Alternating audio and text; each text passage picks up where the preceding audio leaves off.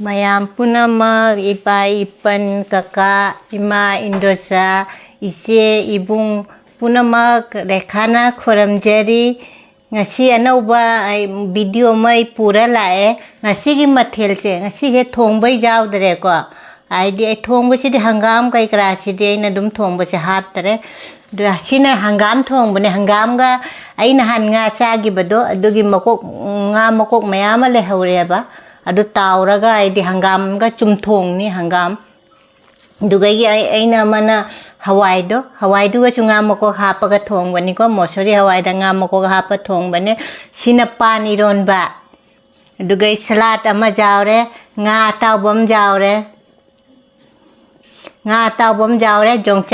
Yongchak si dei ji jaw da di Yongchak se jaw da dei nungai tare ba mayam lai gi hana khara kalase ko mayam dum aigi dum asoi besu mayam haibirau ko ai nungai taba ka sum taujaro ai di mayam na haira de ai du ya soi bodo ai chimdok pa jaya ba do ai di aigi video se skip taubi ganu mayam na support tauri sumaina mayam jikcha ba haura se ko ai ji lai da hana kalase se kena chak lai re Paan eromba dugai keno mosori Hawai nga makok thong muni ko doi hangam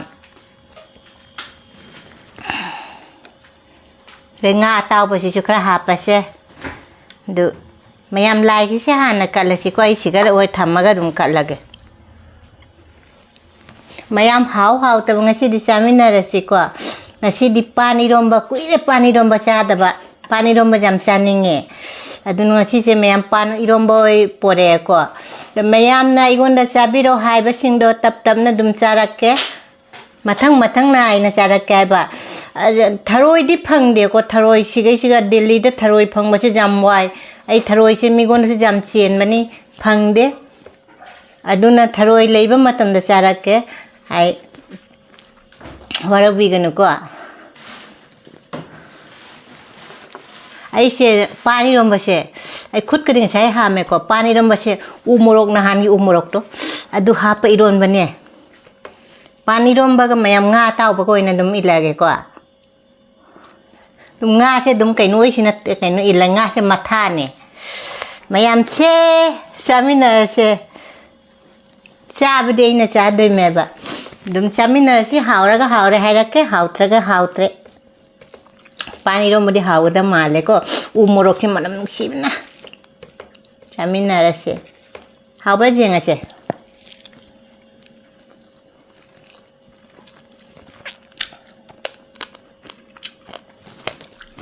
Yongchak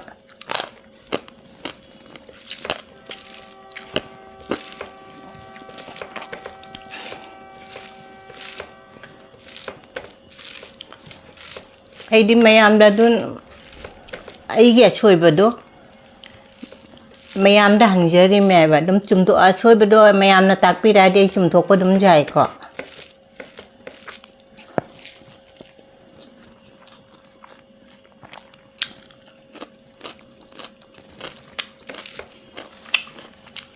hangam the tenggo che chou ba da pa ba hangam mai tak chika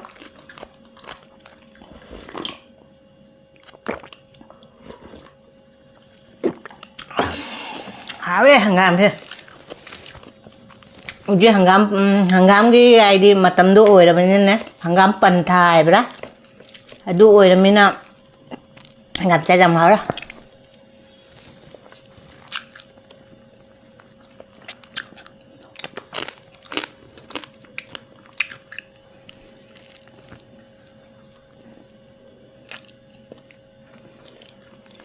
chứ nga mà luôn nhiều nga mà chồng nga rồi làm chồng mình nghe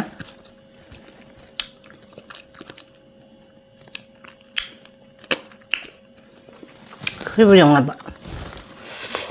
ai đúng nga bujuk khó jam này thì nga ai cả mấy cha rồi đừng là xí đi nè nga mà có chuyện gì ai tật lỗi tàu thuế tàu ra thùng à bên này ai đi nga mà có chuyện gì ai đi hangam thùng bên đó ai đi khai bố mà hạt té đưa Hawai ga mosori Hawai thong bada ne nga taubodo dum hapaga cooker da kameba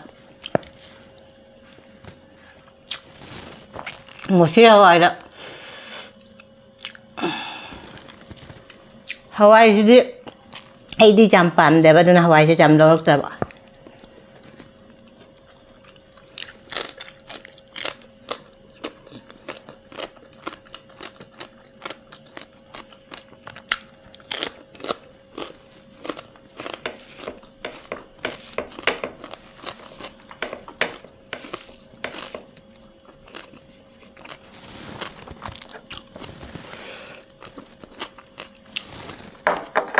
Mulu apa sih nung atas adam sama.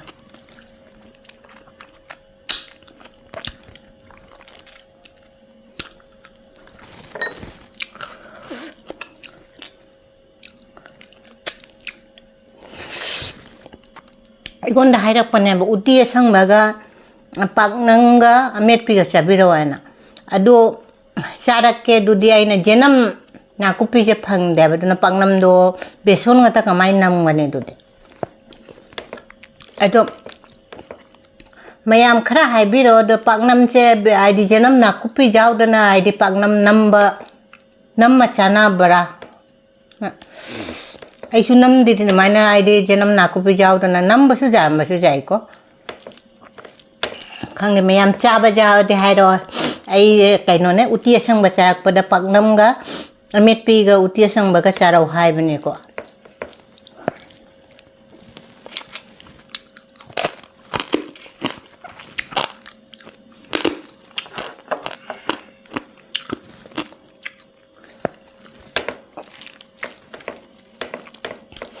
Mayam ai di Delhi di khara inge ko. Manipur sonda Assam sonda lai china punama donda na kamai na inga ba kamai tawra ba Delhi di ai di khara inge ai di nungdang ka dum khoi dum na phi apa bam ga ai di suppa ga dum tum me ko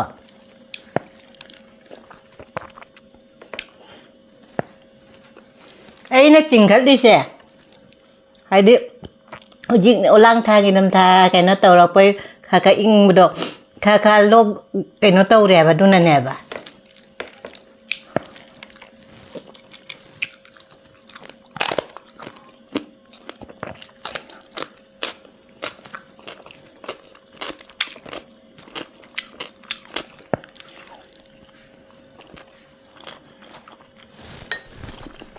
Nga do mayam lai sa dami chasala chani nga teba.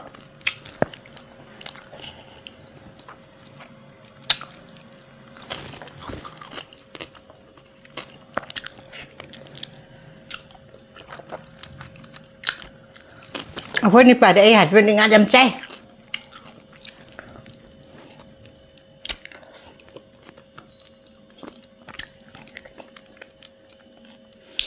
Nga to nga matum ahum mari ay na batuk jam cha dito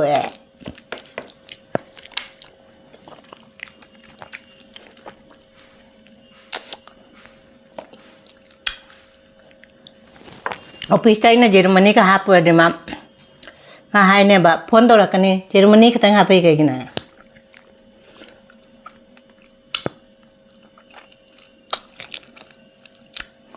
Jerum do hum mari mathaw tayo ba may. Hawre nga ngasi di Hawai se. Nga Makok si haptaw na hawre.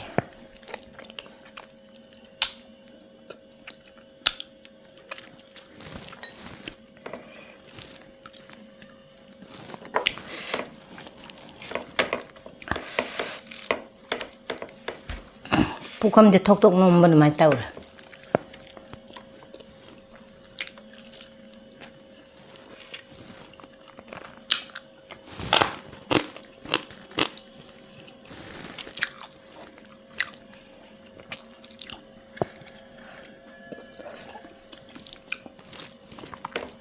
Hawai sih puthoro gitu memba. Hawai sih ada. Ini hangam sih kalau Japan itu masih terjaga kalau mana tu.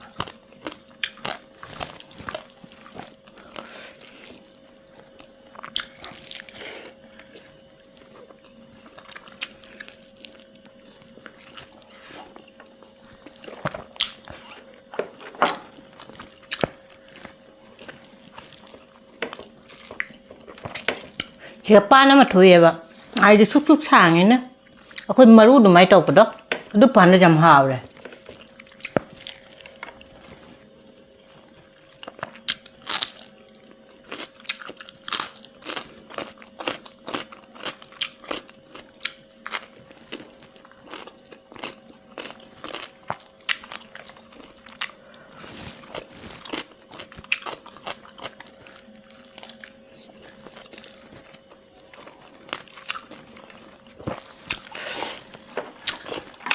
Pani đâu mà lời thôi xem.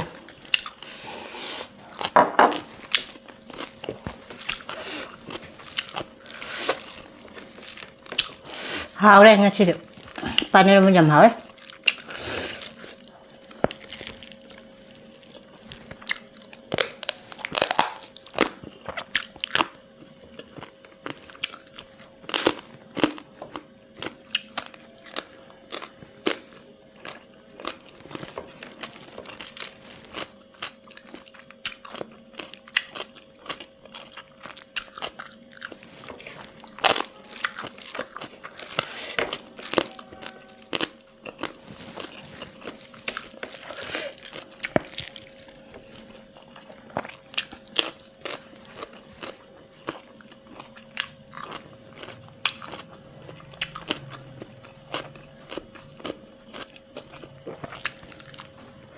eromba nga tao bacaba nhầm hỏi.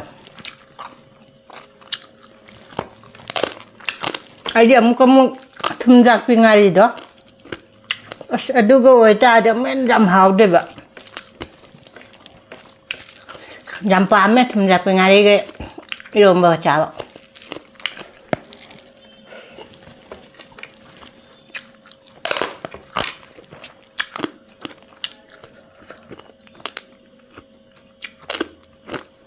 Upay lay ta nga tao ba say me ba nga thumjak pe nga li phangam mare thumjak pe ni cha do sa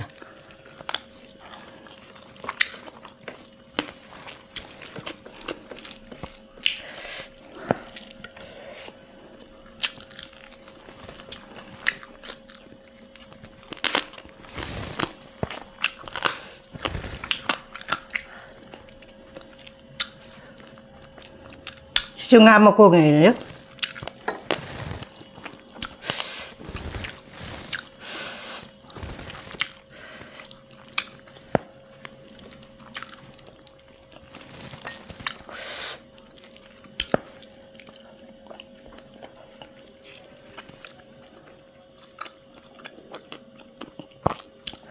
Yung ba siya? Amuhin na hao siya. Umurog hapa do.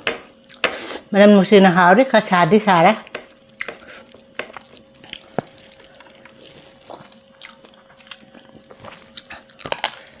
Nahanay do umurog siya. Mayam chu sumay kayo na tau bra. Kahay pidaw ko. Ay tau bra kahay po. Ay di umurog siya. Ay di nahanay chade na siya pangla na. Ahamba chabra bukha chak pa dumay tau reba. Ujikti dum chara do kasim tau da. Ahamba ina chagi ba do. Ahamba ina chagi ba do. Adunu minto. Anirag aduman bukse chak pa dumay na bukse chaba dumay na tau reba. Alchi de ay ke khoi ni pada ka haija drabani. Ay di mado di chano ay de ba. Mamurok chade anam ba.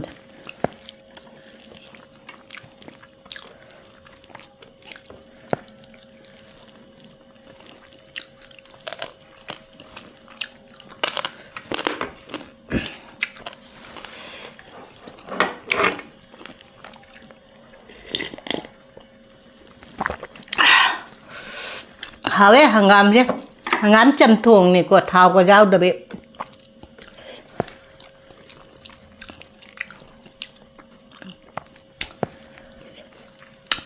hầu như hangam thâu la bên này chắc em bom cha với cho hào đấy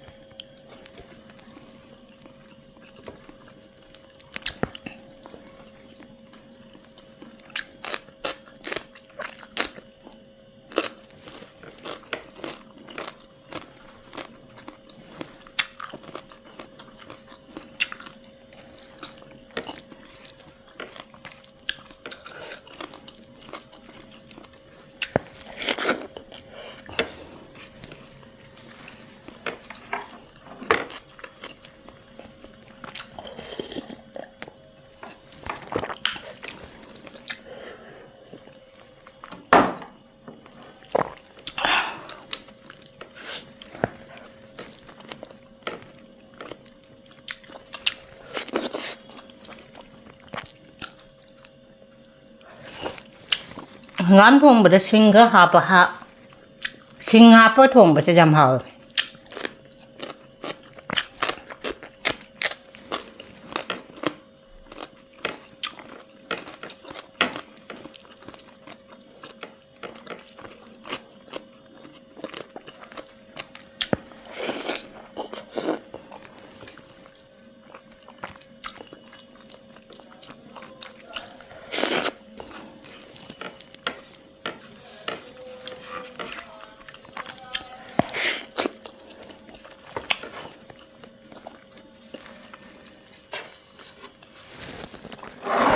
mấy cái gì hapa thật à không cho hapa cho phải ra đây không cho tặng đi thằng mình nè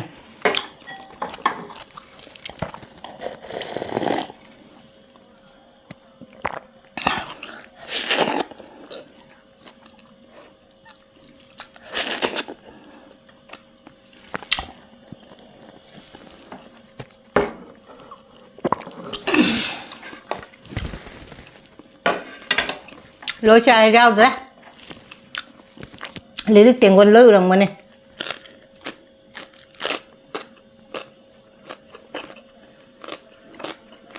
cứ nga đi cái nó mà đu phình đó đun nè bạn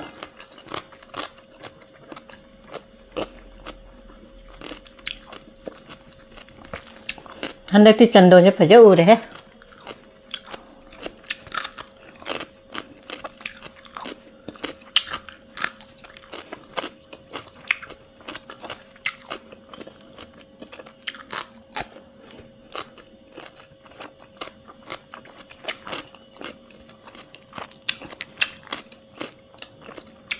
Nga mà lúc này nấm tiền của nó mất thật là giang tiền của nó mà giàu thì mới trâu là bạn một số gì hàng gắm tiền cái tiền của chú cháu đó để eromba chú cha đó Hawai thông của chú cha đó chuyện nào đem vào giàu đấy Nga mà lúc này biết thật lâu rồi tiền của chú làm hào với mẹ hàng gắm giàu rồi mới này kìa